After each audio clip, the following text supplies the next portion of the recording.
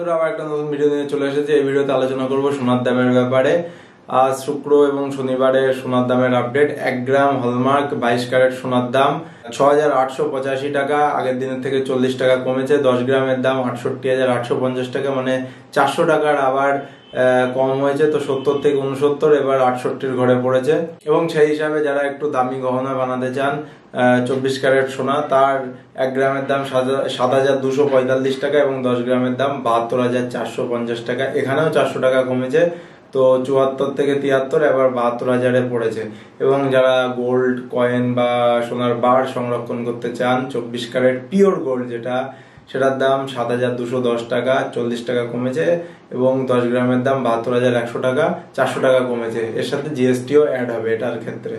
তো এই ছিল আজকে সোনার দামের আপডেট। অনেকটাই দাম কমেছে, ভবিষ্যতে আরো কমবে। এবং রূপোর দাম 100 গ্রামের দাম 8,060 টাকা, এখানেও দামটা 10 টাকা কমেছে। কিন্তু প্রিভিয়াস সপ্তাহ তুলনায় দেখতে গেলে এখানে প্রায় 10 গ্রামে 100 থেকে 150 টাকা দাম কমেছে।